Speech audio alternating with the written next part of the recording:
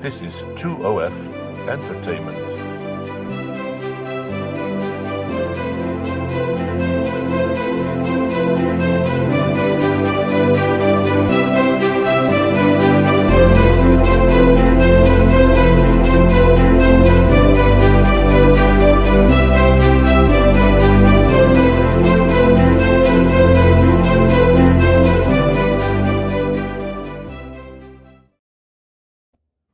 Wow, good day. Good Welcome day. to the Canadian Art Today. David, how are you doing? Good, good. How are you doing? You still shoveling snow or? No, we're slowly watching it melt, which is great. And then it'll snow again, and then it'll melt, and then it'll snow again. We're at Yeah. that stage, but no, days are getting longer and more art being done, and people getting out and around a bit more. So that's a good thing Okay. here in Canada. Yeah, I Uh, always had the impression in Canada you're always under at least 2 meters of snow all the time. That's the sort of well, impression I somewhere get. there is always, but hopefully we do get a melt occasionally, and we do get some warm weather that we're kind of looking forward to, but we can talk Okay. about that as it happens. Yeah. Yeah, today we're just gonna, you know, I don't know how many artists actually have the opportunity to talk to artists that they're beloved artists and in the past, so they've gone. So our featured artist today is Jane Irwin, who has had conversations with Van Gogh. Oh, And so we're going to go through how she does that. I mean, and I mean, we're talking about a reaction of the conversation maybe in your head that is happening onto a piece of paper, or I think most of hers are drawings and things that she's done. She's a graduate of Mount Allison University in Sackville, New Brunswick, and had a career in architectural glass, but now she's doing drawings in some of her shows and installations and things.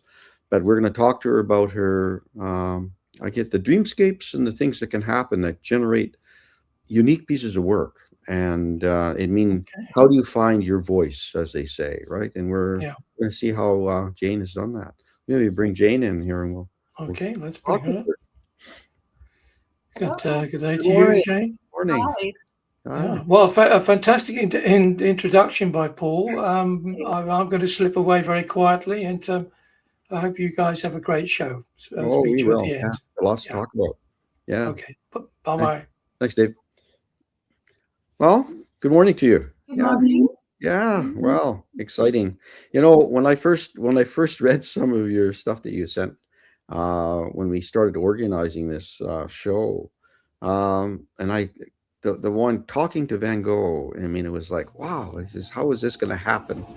Um, can you first of all, we're just going to back up a little bit before we do that. Just a little bit about your art journey as to what did you do like for the last 40 some years, and say your expertise in one area, and you've got a BFA in art in drawing. I guess initially as a major, I would think that was your major, was drawing. Can you help us, just lead us through some of that a little bit for the beginning stages? Then we'll get right into what's happening today. Well, sure. And let me see. I was one of those kids who was always drawing. Like many artists that can trace their interest in drawing and painting to the earliest memories. Really, it was not. I didn't think of myself as anything special. I was just. That just captivated me. I did a lot of crayon stuff and colored pencil stuff, and just was interested in materials in a consistent but not a serious way, in a kid-like way. And then decided to put together a portfolio to try to get a position at art school, and then I studied for 4 years with all the basics being covered, a lot of drawing, a lot of figurative work. We did sculpture, printmaking, various kinds of painting, and always art history. So you know, knew about Van Gogh from those very early days, and was completely captivated with his colors and with his story. You know, the two kind of go together. His art and his story are intertwined in our minds. I'm gonna get David to start our first image up, and we can talk a little bit about the series. There we go. So, I mean, they're somewhat surreal. I mean, you're inspired by this, maybe this conversation, and where did the conversation come from? Where the tangible words, where did those come from for you to build your story around it? Well, as I say, I was always drawn to the work itself. There seems to be some great accessibility to the images he created. They continue to resonate with us despite, you know, the many years that have passed since he did them. But it was recently that I read for the first time his letters to his brother. So that was a real eye opener for me. I read what an articulate person he was. He was very self-aware. He was extremely intelligent. He spoke many languages. And he sort of poured his heart out to his brother of his frustrations and his sorrows. And he created this incredible story of discussing his artwork through his letters with his brother, the person that he trusted the most. And you're probably aware of the financial support from his brother that allowed his paintings to be produced. So Theo and Vincent had this symbiotic relationship that was, Letter writing was prolific in those days. I mean, that was the communication. There was no phone. There was not a lot of, they didn't have that access, but letter writing was valued. Someone would write daily to people and mail that conversation, not unlike email of today. They would write whatever's happening that day. But to keep a volume of letters is an amazing archive of the day and how one is feeling. And I mean, he empathized with a lot of just the working class, the people, life in the field and life in, you know, the hardships that people went through. Yes.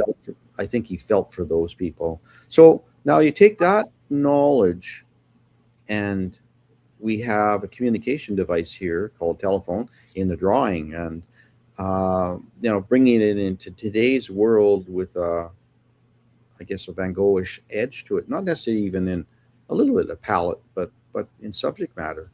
Yeah. What's going on here is this is a telephone booth that's in a park where I live in downtown Toronto, and I saw it, and maybe I'd passed it many times, but suddenly I saw it, and it struck me as you know, from another time. Most of us communicate with cell phones, but this is operational. And I actually had an opportunity to speak with the engineer who services these, and he said he has a small business where he's got 200 of these all around the city of Toronto, and they're used. So Okay. Once you see one, you start to see many, and it struck me as a wonderful communication link. And I kind of built up this idea of having a conversation with Vincent using certain phrases that I had found so touching and haunting, that I'd written in a book as I was reading the letters. And then I also have an archive of old letters myself. I was a big letter writer before email. And I have many of those letters myself, and I kind of mined those and inserted words between the two of us that it created a present day conversation of sorts based around imagery from my neighborhood. Yeah. In this picture, there's 4 figures. There's 3 of them are based on shadows of me, and then there's a little figure of Vincent at the back with his palette, his kit, heading out to paint. And Okay. I've got the reference to the Starry Night in some regard up top with some expressions that he wrote to Theo describing that piece. Yeah. And, No, it's kind of pull that together. And there's also graffiti on the telephone booth, which is another communication, scratching the words into the paint. And right. No, it's you have this tangible object, a phone, and a lot of us know what that is. And the people become very obscured, and they're like ghost-like figures and you can feel this conversation. I mean, not understanding that I would look at this and say, "Oh, this is a Van Gogh." You don't. I think no, I think you need the story. Are you a poetry writer as well? Do you like poetry and do those things? I love poetry. I don't write it. I used to when I was younger, but that's not something I do now. But Yeah, yeah, I'm fascinated by poetry. yeah. This one really has that feeling of Starry Night. Yeah, this is another view from my neighborhood. I live near a baseball diamond where there's outdoor games at night. And so the big shapes in the sky are actually the night lights that have come on to illuminate the ball field. And the view across the park to the western horizon. And Yeah. I use the Starry Night as sort of an inspiration. This piece is called Starry Night Game with the picture on the mound there. Do you think it's important to have these dreamscapes within our work to create individuality and uniqueness? Well, I find that I can compile different ideas using that kind of strategy. So instead of just sitting and replicating exactly what I see, I can put in things into the picture that maybe happened at a different time in a different place. And there's sort of this collaging and layering of ideas, and memory and dream ideas are definitely part of that sort of raw material that always seems to be swirling around in my mind, and that I can kind of grab and insert into a work if it seems appropriate.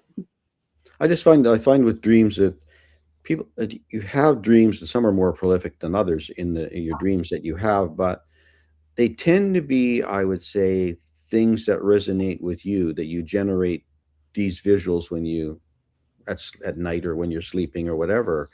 So if you can draw from that strength, you've already kind of filtered down maybe what scares you, your different senses that you might have, and your dreams are valuable information for you as a resource to figure out, are you brave enough to paint and draw your dreams? I don't know how many people are.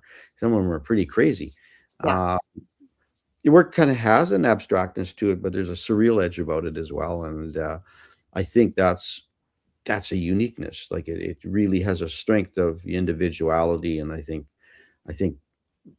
whether other people buy into it or not, sometimes it just takes a while for people to understand where you're coming from.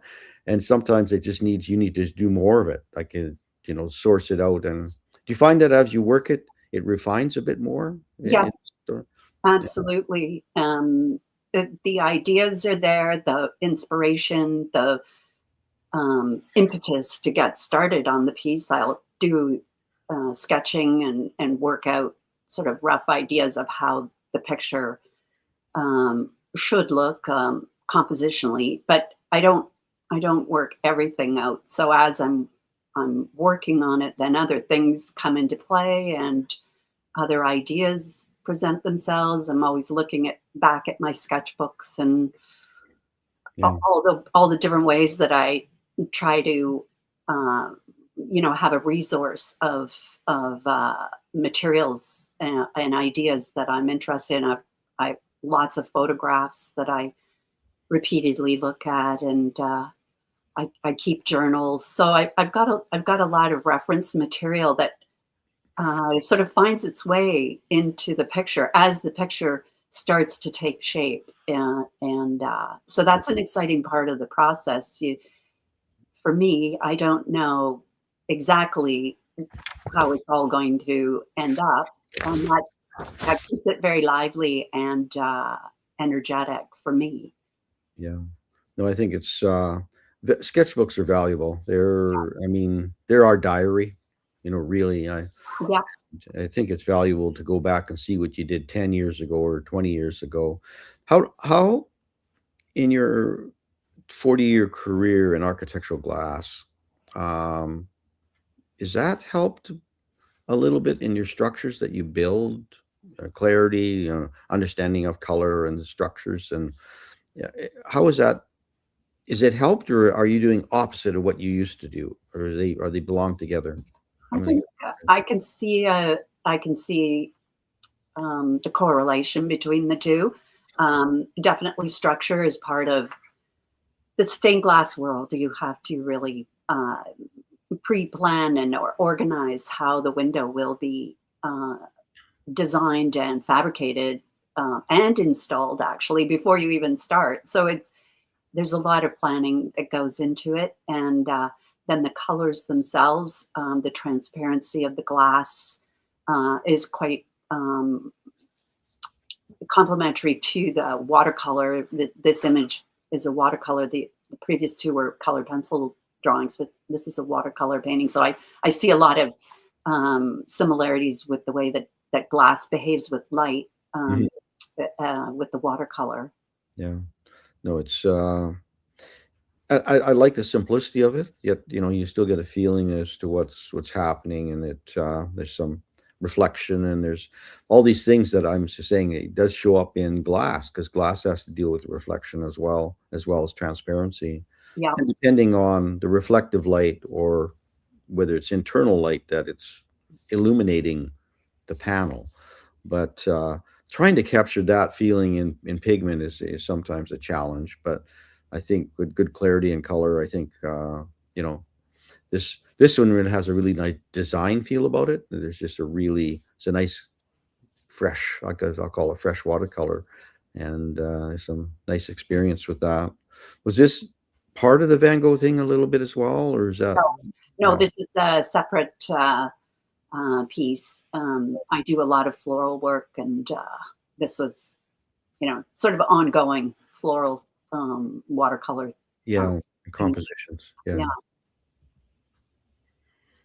So this is one of the landscapes we're putting in here. We don't have a lot of landscape. We're talking a lot of really unique pieces of work coming up, mostly in the drawing aspects of what you do. Um, so are you a plein air painter as well? Do you like to Yes. do it? Yeah. Yeah, Yeah. I get out as much as I can. Of course, through the summer months, out. This is Georgian Bay, which is a favorite spot, and but I've painted in on the East Coast many times. I've made specific painting trips to Newfoundland over the years, and but this is Georgian Bay, and this is a watercolor with colored pencil combination, so a mixed media piece, Mhm. and kind of a zigzag composition here that um, I thought was an intriguing way to show the sort of iconic parts of Georgian Bay landscape, that being the incredible rocks, the colors and the texture of these exposed rocks, just unbelievable. And they're kind of looming through the water, and they come up on the shore, and then the wildflowers growing on this little strip of grass right at the water's edge, and then of course the pines, the white pines that are sometimes really wonky shapes and pushed over to one side by the wind, and so they lots of character in that landscape. Yeah. And Well, you also do some residencies in like Fogo Island and Newfoundland, and you've gone there a couple of times, and it's a little austere at times. That when you got to definitely bring your imagination with you a little bit because it's pretty bleak. If the weather comes in on you, it's really bleak. It, My it, understanding. Yeah, it can be pretty rugged, and but it's very elemental, and it also has sort of a dreamlike quality for me anyway. I'm not a Newfoundlander. I only visit there, so maybe that's part of what I respond to. But um, everything sort of seems slightly touched with magic there. The closeness of the water and the ruggedness of the land, and yeah, and this, I guess, some of the similar things that I respond to in Georgian Bay, the riot of color in the wildflowers and the lichens. So it's a very colorful landscape. yeah, But there's grayness there too, and yeah, yeah. What I like about it, it's hard when you paint in that area and not bring a full palette of color sometimes. So they tend to have that GF7 group look of paintings, and trying to find your own um, words on that, and visual is saying this is my response to the land, which could be similar, but it's your own individual piece. It's really hard to find sometimes. There's so many artists paint uh, that part of Ontario. yeah, It's and to find your own, say, where you can say, well, this one looks like Jane. You would not put your name on it, and people would know, and that's an amazing kudo if you can do that. Um, if you've had enough visibility from the public to look at it.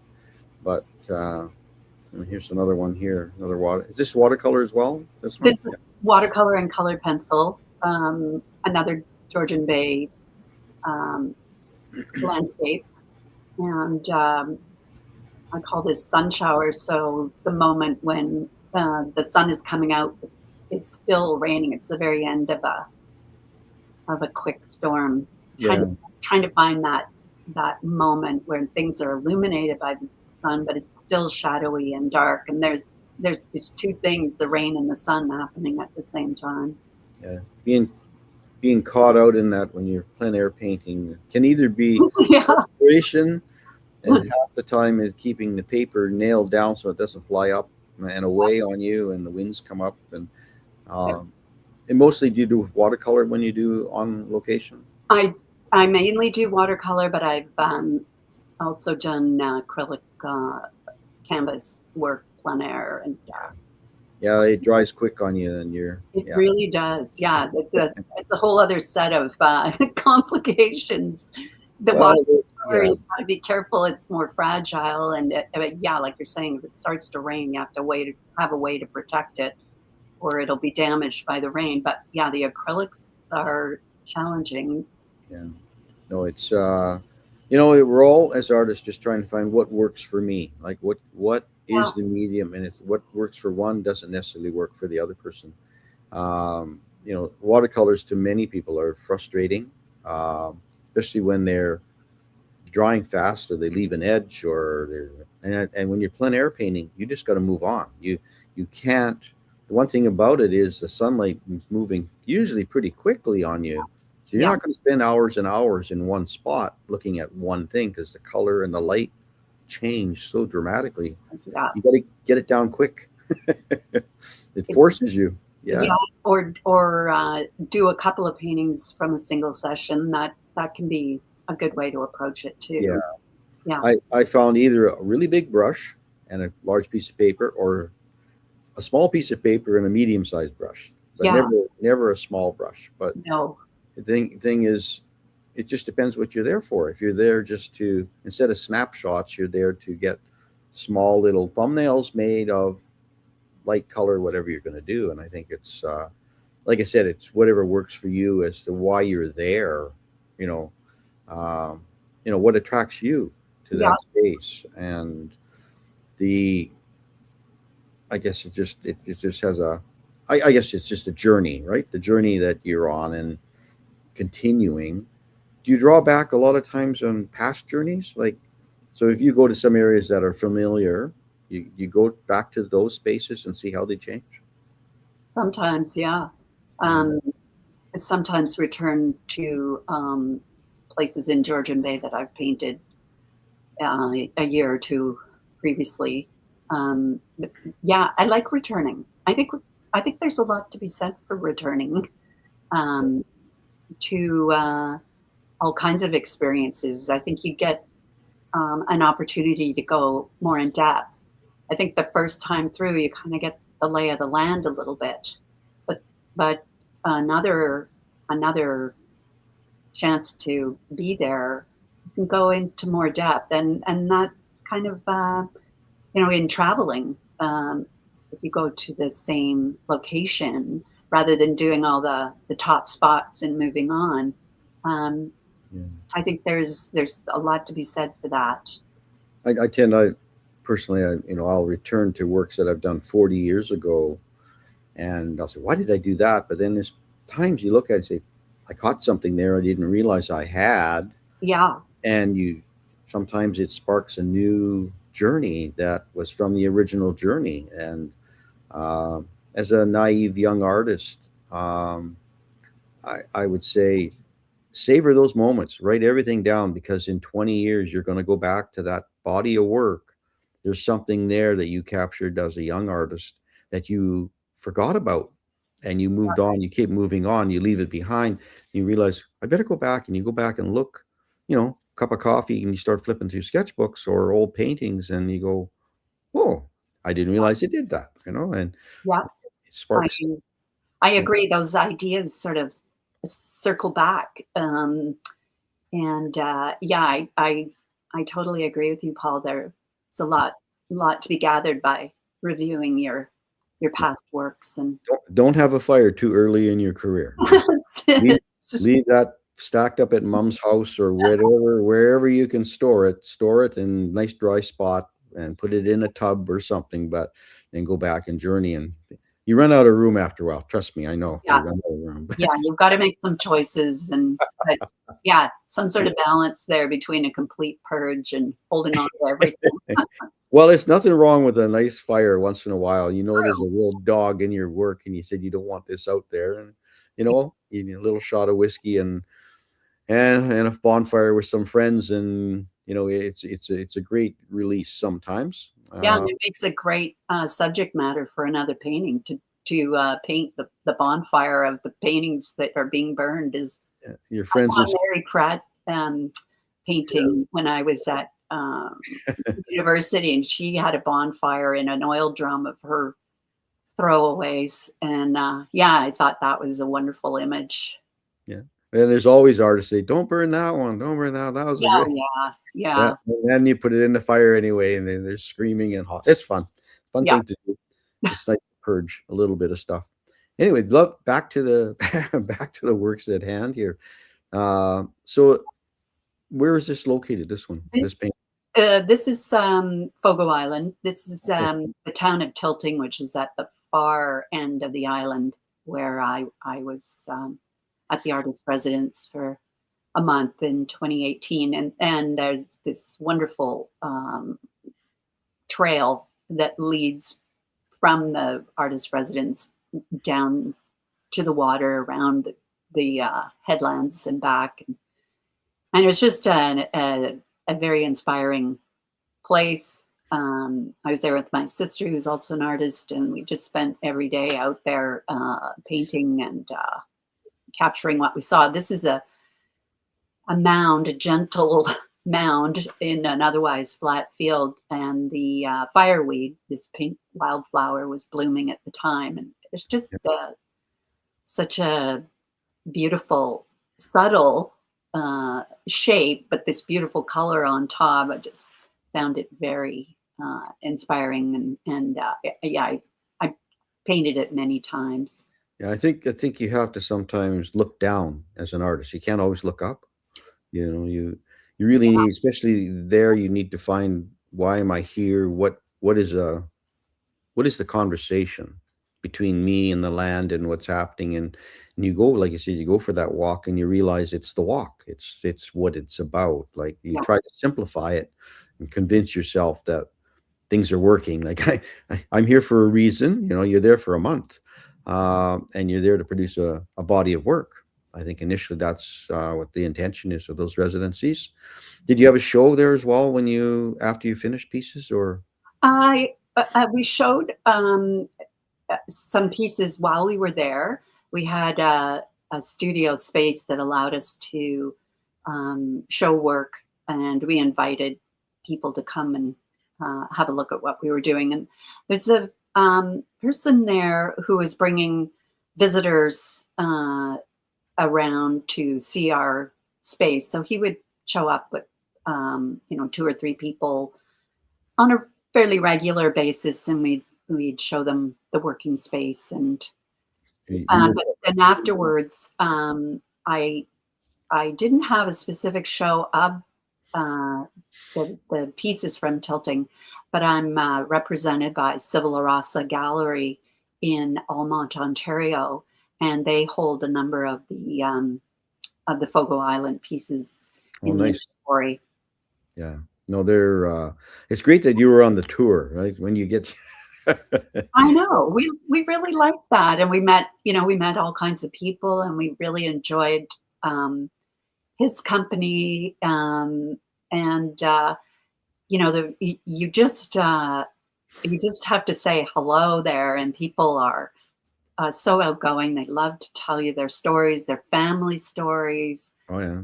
And it's just another piece of what might kind of find its way into the drawings and paintings. So just a wonderful experience. Yeah, no, I like it because there's no buildings, it's just the land, right? There's that response piece. And actually this, if you didn't know, could be anywhere. This could be on the edge of Lake Superior as well, right? Yeah. But yeah. The sky is very loose, and the shapes of the clouds are somewhat similar to the shapes of the different flower forms in the foreground. So land and sky are harmonious. Right. There's a great feeling of harmony in the land there. Yeah, we jumped into really a dramatic change here into the next body of work of drawings and bodices and things that can you tell us a little bit about how these pieces work their way into your work, like the subject matter? And I know you travel with your sisters in a couple of places and you do some art, and we're going to talk about that as we move along through here, how that influences what you're doing. So can you tell us a little bit how the bodice artwork is coming about? Well, I collect found objects. So I find discarded objects. People put all kinds of things out on the curb here, and I've done a lot of drawings over the years of things that I don't quite know what they are. I used to go to a metal recycling place and buy things there, and crushed electrical boxes and things of that nature. And this bodice, this was a piece that somebody just put it out on the curb for collection. And it's made of wires with these little clips you see on the front of the drawing. And it's a dressmaker's form. So, and it is somewhat adjustable because you can kind of put it on and press it to your own shape. And then if you're making a dress, it's kind of customized to, I think these ones used to heat up a little bit, and then the wires would get softer after they heated them up, and then they put them on, and then you squish them into shape. Yeah. My wife used to have one version like this years. My mom did too, years and years ago. But I always thought that was cool. Really appealing, just the form itself. And I brought it home and I did this drawing. And while I was researching the mannequin, I discovered that it's called My Double. And I just thought that was a fascinating name for it.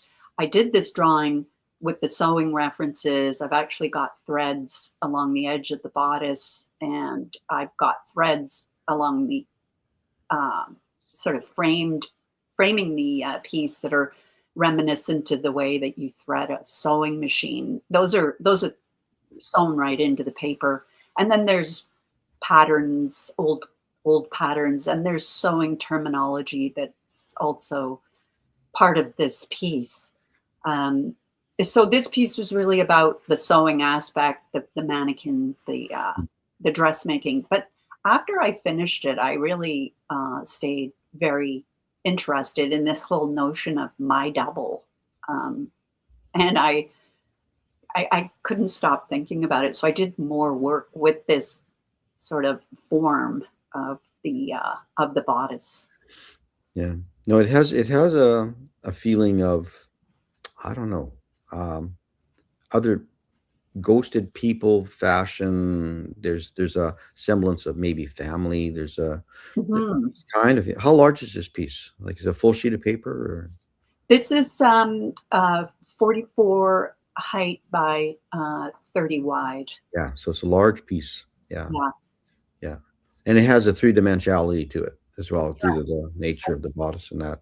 And enhanced by the actual threads, which are, although they're close to the paper, you can see that they're three-dimensional.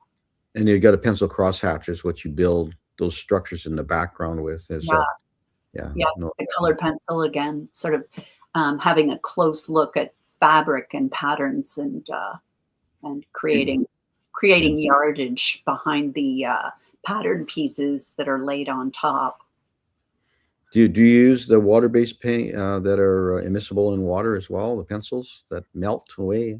I do, yeah. I think those are really great. I don't think I used it in this. This is all colored pencil. Yeah. But yeah, the watercolor pencils are really so versatile. There's so many different ways you can use those. I attend figure drawing sessions on a regular basis, and find those are really great because you can draw the figure fast, but then you can soften the edges and create volume with those pencils. And they're very complementary to watercolor, palettes. So they're great. Yeah, you could add in larger washes later or doing different things. Yeah. Take you back into this one here. This is another of the my double.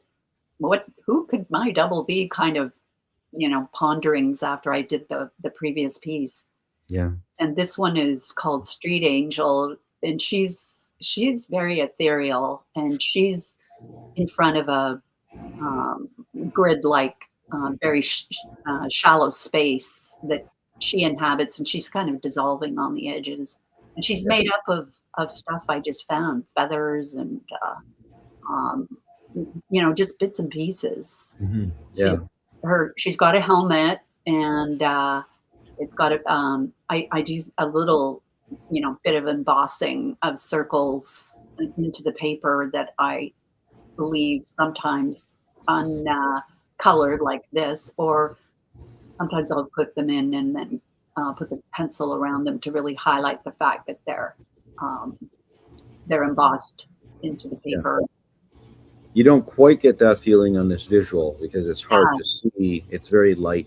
It's very light. Yeah, difficult to show that because it's really only articulated by the shadows around those embossings. So it's very delicate.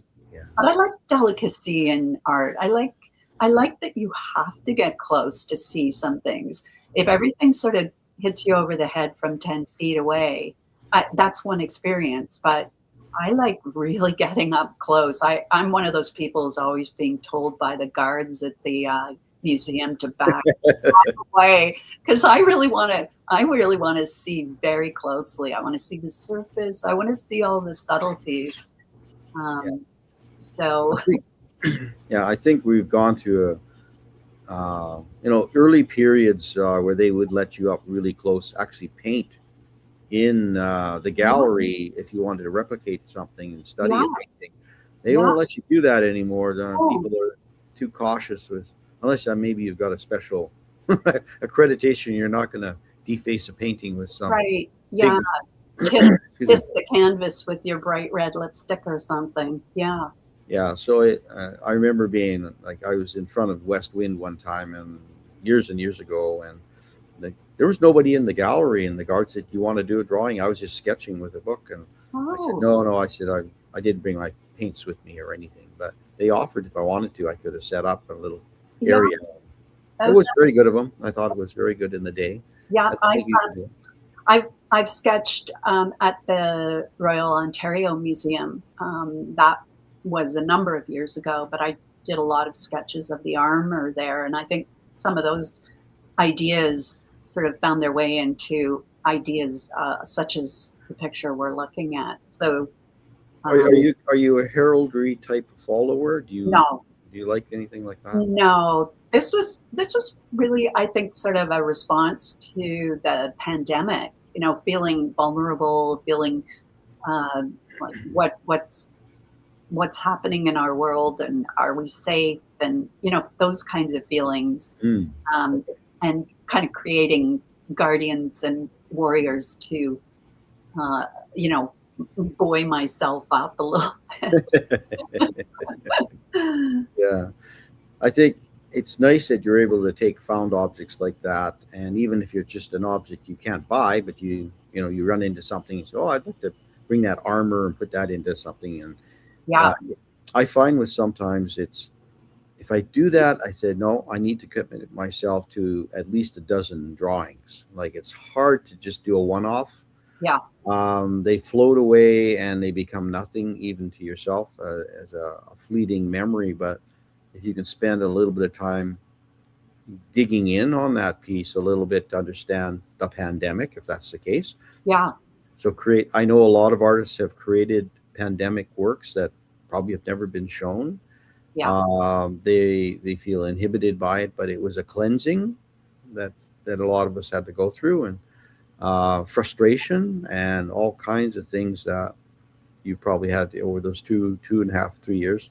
yeah. A lot of worry and a lot of apprehension, especially before the vaccines gave us some sort of stability with the new virus. So, and the whole idea of other people being potentially harmful to us. We can't get close to anybody; they Yeah. might infect us. There was, I mean, in a way, it's real. That's what life on Earth is like too. But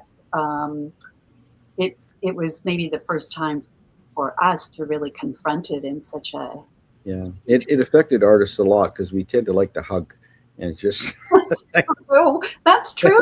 We're Yeah. like that connection too. we are, we there's that It was disconnected. thing on that Yeah, had that taken away on us a little bit. yeah, yeah, So this one's a really, you're drawing a landscape painting, but really vertical.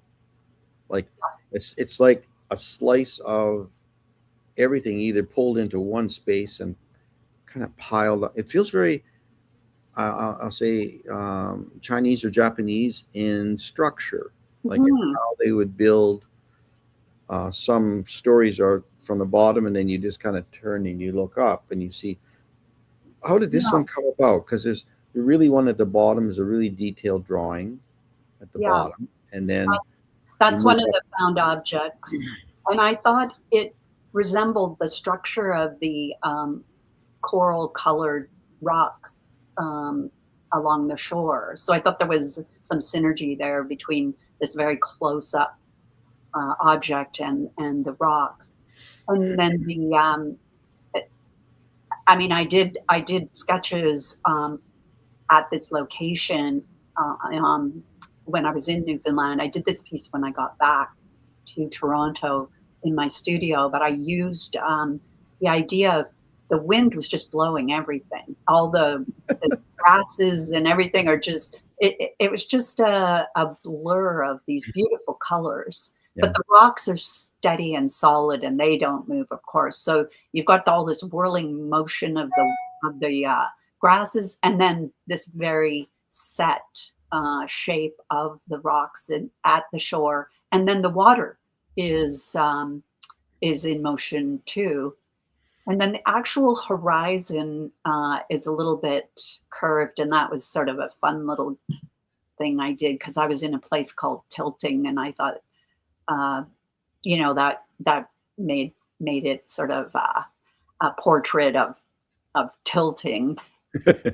And then the whole thing is I've got lines and shapes and little dots of color and graphite to kind of connect it all together because when I was there, I was just walking this circular path every day and finding a different location to paint and draw in. And so the circle aspect of it was an important part of the experience. And then it has that dreamlike quality that we talked about earlier, Paul, the sort of fuzziness, some things, like in my dreams, some things are very solid, they're very recognizable, and there's all this fuzziness around them. There's all this other, that the thing I'm dreaming about is very, very solid in my dream, but everything else is blurry. So this has sort of that quality to it. Yeah. So when you go on those walks, are you always sourcing where you're going to be tomorrow or the next day? I got to come back here and do that one or that place. Well, if you see something particularly beautiful, and we did, we would, when we were heading out the next day, we'd say, how about that, that little pond that we came across, or why don't we go right to the very, edge, right down to the very end of the headlands. And those are romantic journeys. I mean, to be able to take that time and go and do those things. But I think we're telling people that you can do that anywhere, even in your city, or walk down the hallway in your apartment. You can come up with the mall if that's what you want to do. People are everywhere to draw. If you're a figurative people, you don't have to pay people. I You can agree. sit and draw in a cafe if you want, and do your work, whatever you want to do. But I agree. The mindset, you can just keep that same mindset. It doesn't matter. You can look around your own backyard the same way. exactly, yeah. Actually, we had a conversation with one artist and did all his paintings from his backyard, basically, and they were beautiful. Yeah. Changing season, and he had an acreage, and he just looked left, right, or center, and up, down, and he said all from my own back. He never traveled anywhere but his backyard, basically. Yeah. It's What an amazing thing. worlds within worlds. It is, yeah. Well, and when he was in Ontario as well, so the weather changes, and you had everything. One day you got leaves, one day you have color, next day you have gray. Yeah, and it changes throughout the day, and that's something I really became aware of as a stained glass artist. A stained glass installation looks different every single day, every time you look at it, because the light is never constant. And So this piece it felt very installation-like to me. Like there's a potential for an installation, and this is found objects again, and this is a brain at the top. Oh, the brain. Okay. Yeah. With a suggestion of organization and repeated patterns and just backdrop to that tangled heap of wires, which was a found object. That to me was my idea of how a brain works. Mine do some days like that. I don't know if mine actually works that way, but I thought, okay, that's my thinking about it. And then below, I actually bought red tubing and a little red plastic pump, at, the hardware store, and I made kind of a rough heart, that object, and drew it carefully. And then I've got different kinds of energy, different way of being, with lines that sort of radiate out. And there's I think there's embossed dots in there too. So the concept was they're working together, but they're not totally communicating on the same wavelength. We have a bit of that today. There's a little bit of that going on. There's a heart and a brain that aren't working together. Yeah, I think, I mean, they do work together, but they don't work together. So it's kind of interesting, that sort of push-pull and the I like contrast. that. Yeah. And I always, interject some things once in a while, what I see in objects, and it feels like there's this band-aid in the middle of the page that's holding everything together with this band-aid. And it's that square device that you have in there connecting the brain and the heart.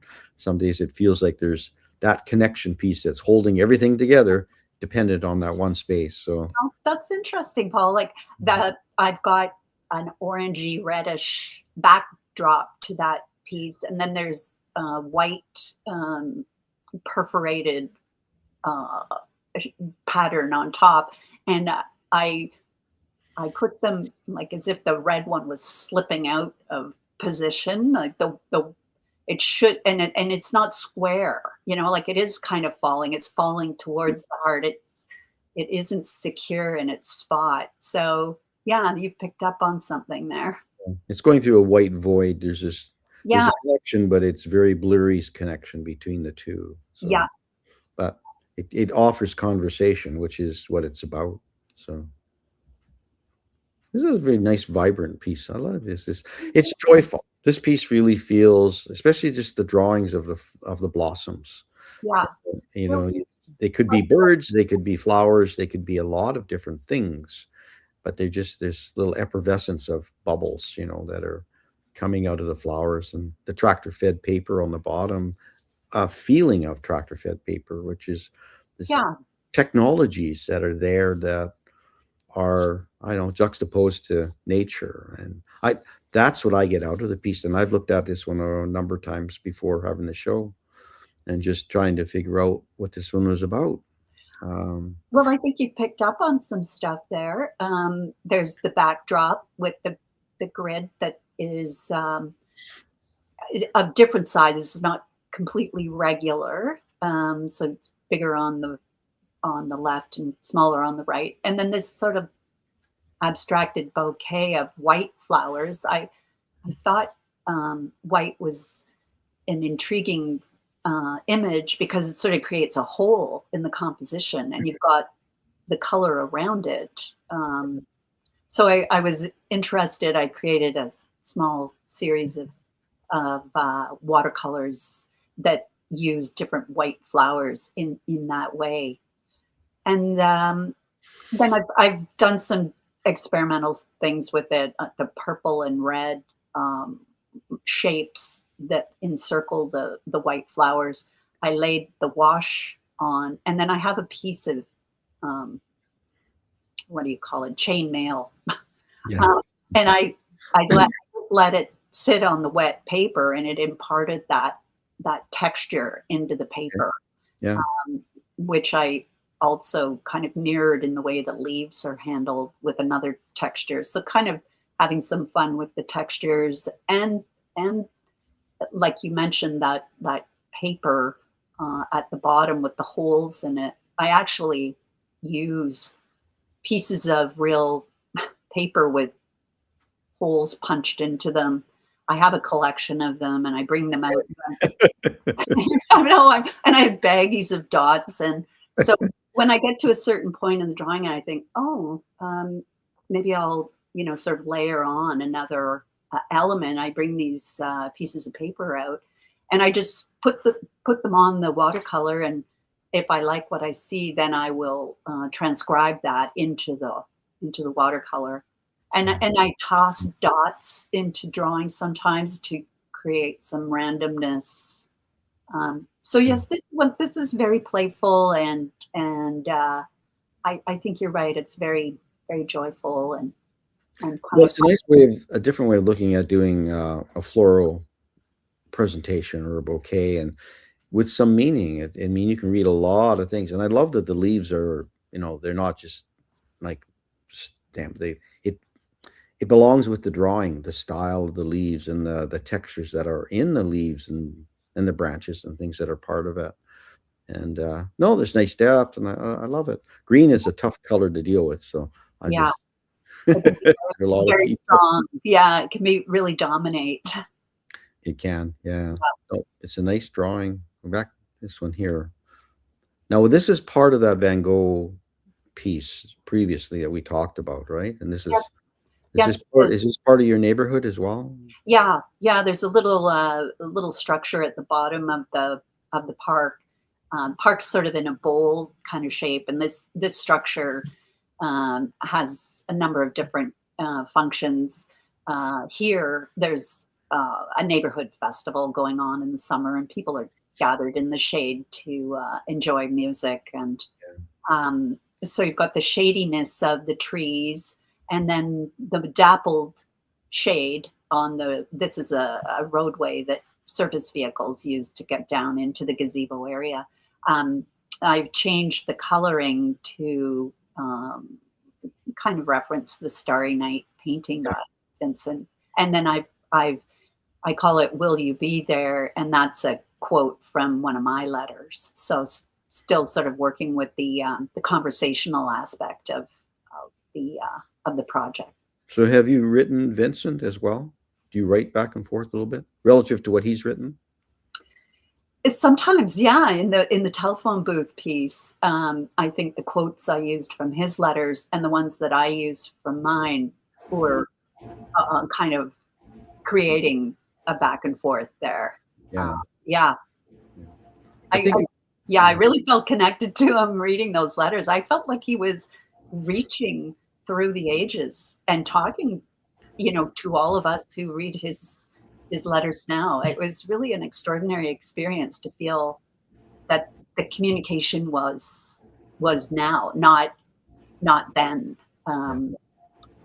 There's been a few video things produced over the last couple of years on Vincent, and I guess trying to emulate that, trying to give a feeling of you walking through, some of the towns that he painted in some of those areas, in France.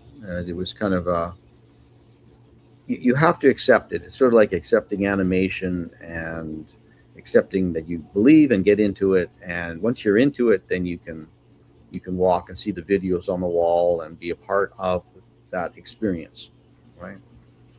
I think this is part of that experience. You've left this openness that I can walk into in this piece, and I feel like I could be a part of that conversation in that park. It's a path right in there. It's a big sweeping path to come on in. And we go into this nice little. This is very monochromatic. There's not a lot of color in this piece. Yeah, this is a work that was inspired by being in Newfoundland and photographing a beach after high tide, and there was this wonderful undulating line of all kinds of seaweed and various other flotsam and jetsam, and I just found it extremely beautiful the way the waves had made this organization, and I did a series of drawings that are inspired by that, and I inserted found objects into that line. So this crushed Canada Dry can and the rake head are things that I found in other locations and worked into the line. And I centered the color, the most intense color, right at that line, right where the water deposited the individual objects, as sort of an idea that that's a very it's a life-giving line. Where the sea and the land meet is probably where life began. Anyway, just was fascinated by the idea that the waves had created this beautiful composition. In my mind, it was beautiful. And then I augmented it with some of the objects I'd found, like the rake almost looked like a sea creature to me already. It was already transforming into something from the ocean. So it wasn't a big stretch to put it into that drawing. And I think I've done 8. I did 8 of these drawings. And they're a full sheet of paper? These are, how big are these? Yes, these are the same as the 44 by 30. Okay. Oh, they're big. Yeah. How'd you get to this piece? And we got to close up on this. This is back to the idea of the warriors and the guardians. This is a piece that features reference to my two sisters and I. We were visiting the south of France, visited the castle of Carcassonne at night, so I've placed that nighttime view behind us. And in another castle, we were looking over the objects in the museum in the castle, and one of them was a helmet. So we took turns putting the helmet on and photographing ourselves.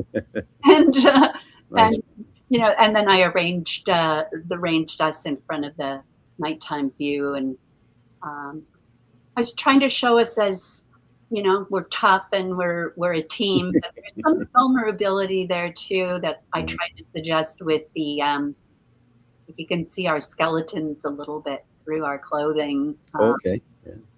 That's fun. That's a fun It was piece. another sort of COVID-inspired piece, but yeah, that's the backstory on that. That's Sister Warriors. This is one of our last pieces here. We'll conclude. And then, Again, the repetition of these dots and this patterning, that's the connection from left to right. And yeah, the sucker motifs on the left side, and I love those. There's a shot of color. and chaos, a chaotic pile of the suckers. And then actually on the right, they're very faint, but they've been organized into rows. You just see the sticks through the white area of the picture, and the color has been blurred by the background, but they've undergone some kind of transformation there from left to right, which I like all those kinds of themes. It feels very sciencey in a loose way, you know. Yeah. There's structure and there's this organic shapes as well, but they're almost neuron type things that are happening. Yeah.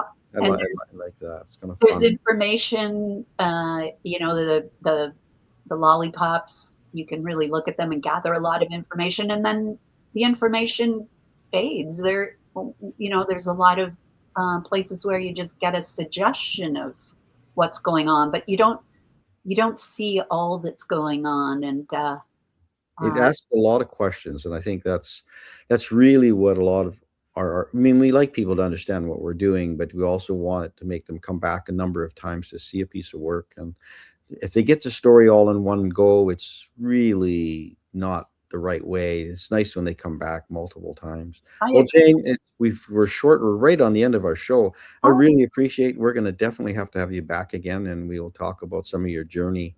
We'll bring David back in here, and we'll conclude. But I think it's, it's kind of a magic journey, you know, that we've had, and thank you. I've enjoyed our conversation. Yeah. Me too. Thanks very much. Well, David, what do you think? Well, I'm just wondering where you can find people's brains to get thrown away. That's the only thing. Throwing people's that's the thing brains that away. disturbed me somewhat, Jane. They're everywhere. They're everywhere. I like that. Well, there you go. That's just me. Okay. But yeah, well, thank you so much for being with us. Thank you, Paul, again for another wonderful guest. I had a great time. Good conversation. I'd just like to say to everybody, if you like Canadian art today, then don't forget to tune in every week or subscribe and like, and to get the alert. Subscribe to the station. You can you'll get the alert every time that the show comes on. And we look forward to more wonderful guests. And again, Jane, thank you so much. Thank you, everybody. Thank you for joining us. A little bit of Van Gogh as well, which is always interesting, to say the very least. Good. So We'll be until back. the next time. Sorry, Paul. You were We'll saying? be back again next week. We have a new artist as well, and definitely join us. We'll have another person. But in the meantime, tune into Jane's work and drop by her website, see what she's got going on. Yeah. Oh, yeah. Because I forgot to ask the most important question this week. Did I not? We got like 2 minutes just to rush in. Jane, if we wanted to purchase some of your work, could you give us some sort of guesstimate as between what sort of prices that people will be paying for it?